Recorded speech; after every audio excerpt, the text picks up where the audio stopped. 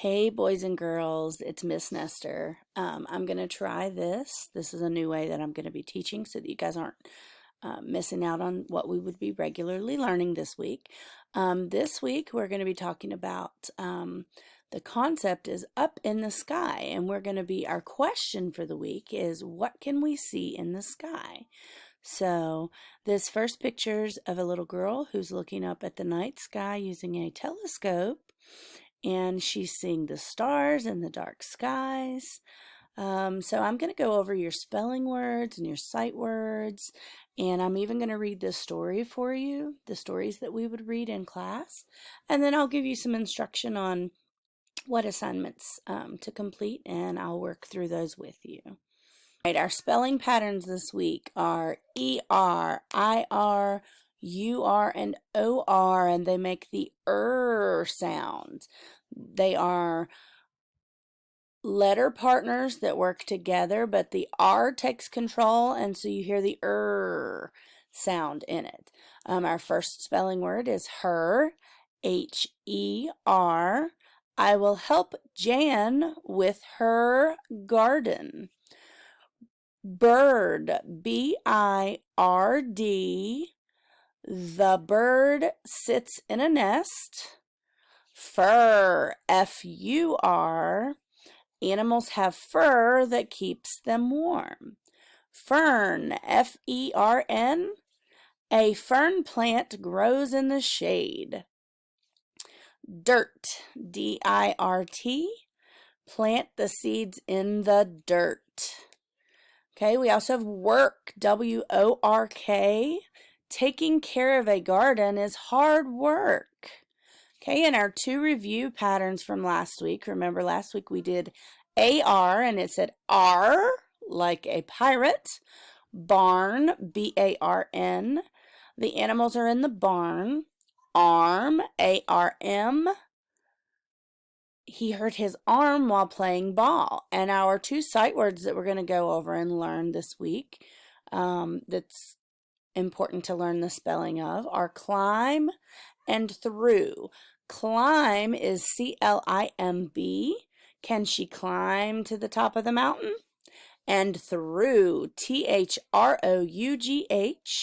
And the boat sailed through the water.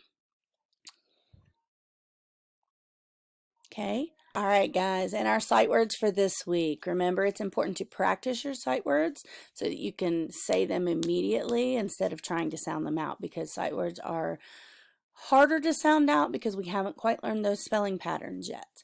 The first one here is another. Another. Can I have another snow cone? The next one is climb. C-L-I-M-B. The I says I and the B is silent. It is fun to climb trees. Poor, P-O-O-R. The poor dog is sad. Full, F-U-L-L. The glass is not full. Great, G-R-E-A-T. This park is great. And through, T-H-R-O-U-G-H, and it's we need to go through the cave. Okay, so just practice recognizing those. Work on your sentences. I will have you guys for homework later actually record yourselves reading the sight words and the sentences. But right now, just practice recognizing them and reading and sounding out the sentences that go with them. Practice your spelling patterns so that you're familiar with them, and then I'm going to also go over some the stories with you that we would read in class. And I'm just going to read that with you, and then I'm going to give you the story that you would normally read throughout the week as homework, and just practice for fluency so that you can get better and better with your reading. Okay, so the E-R, I-R, U-R, O-R patterns, remember they say They can make the sound you hear like in the middle of the words term, bird, curl, worm. Okay, so I want you guys to practice these. I'm going to read them and then just practice them. Girl, girl, dirt, dirt, hurt, hurt, her, worked, worked, third, third, earns, turns, verb, verb. We talk about verbs in class. Verbs are actions.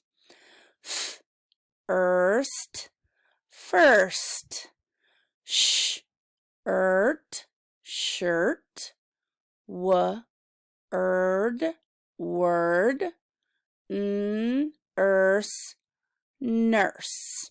Okay, for the sentence, did that burst of thunder wake herb? Did that burst of thunder wake Herb? Herb woke up first, and turned over. Okay. These are some down here where it says your turn. These are some things that are going to be in the first story. A bird named Fern, and they have the sound, okay? Bird, fern, world, world, herself, her, surprised, better, turned, and first. All right, so here we go with our first story of the week. It is called A Bird Named Fern. Okay, it is a fantasy. Remember that a fantasy is a made-up story. It's not real. Usually animals talk in fantasies. They wear clothes, and we know that that's fake and that doesn't really happen. Remember, our essential question for the week is, what can you see in the sky? We're going to read about a bird named Fern and read about how she learns about clouds. Okay, little Fern was always full of questions. She wanted to know about everything in the world. One day, Fern saw something up in the sky. What is that big white boat doing in the sky? She asked herself. I want to find out. It would be great to ride on that big white boat, Fern said. So she stretched her wings and took off. Fern's wings helped her climb up, up, up. But when she got close to the boat, she was surprised. The boat looked like a fluffy bed. Fern was sleepy and wanted to rest. So she leaped on the bed, but she fell right through it. I see another bed, said Fern. I will try to land on that one. But the same thing happened again. I'd better go home, cried Fern. Maybe Mom and Dad can explain this. So Fern began to fly home. As she did, the beds turned dark gray.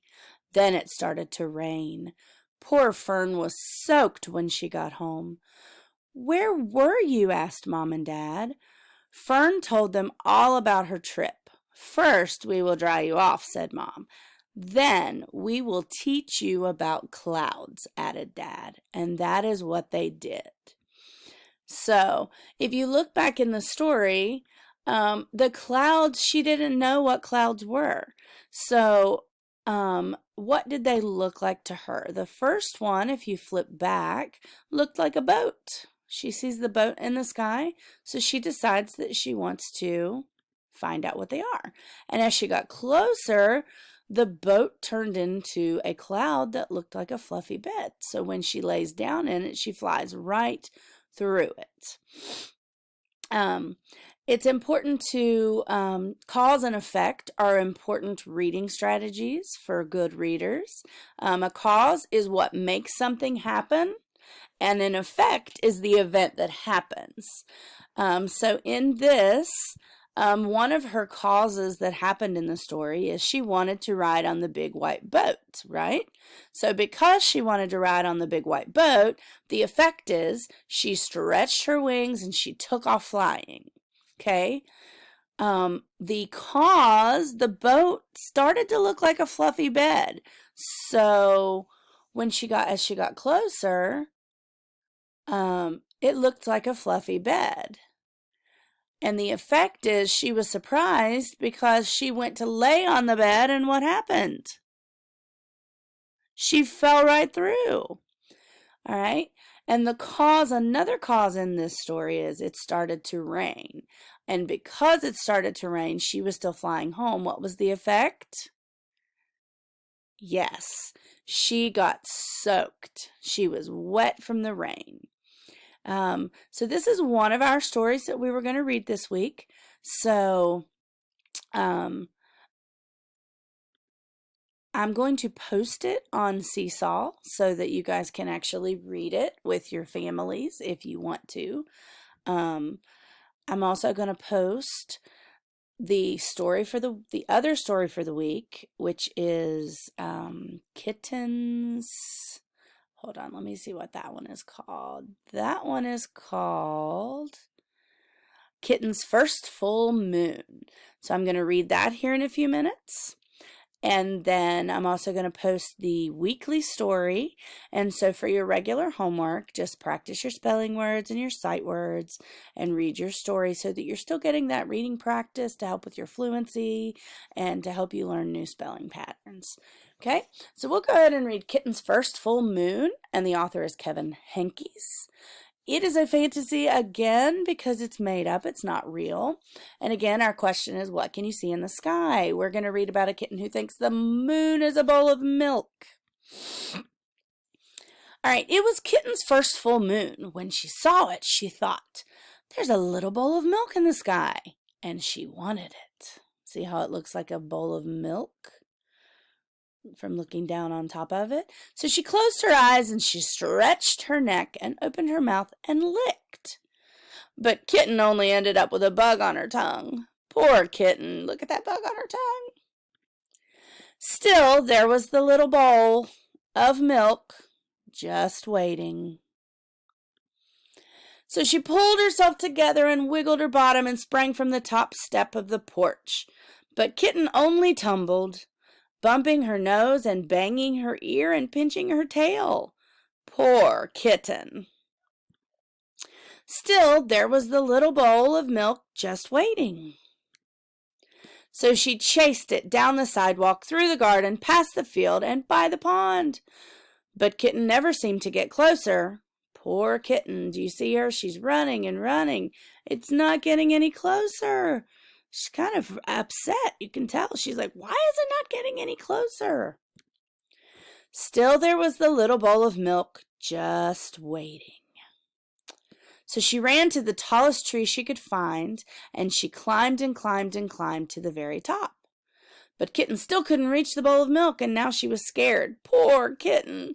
What could she do? Then in the pond, Kitten saw another bowl of milk, and it was bigger. What a night! So, if you look at it, what is she actually looking at? It's the reflection from the moon that looks like a big giant bowl of milk. So she raced down the tree and raced through the grass and raced to the edge of the pond. She leaped with all her might. Poor Kitten, she was wet and sad and tired and hungry. So she went back home, and there was a great big bowl of milk on the porch, just waiting for her. Lucky Kitten. All right, so what caused her to chase the moon? She thought it was a bowl of milk, right?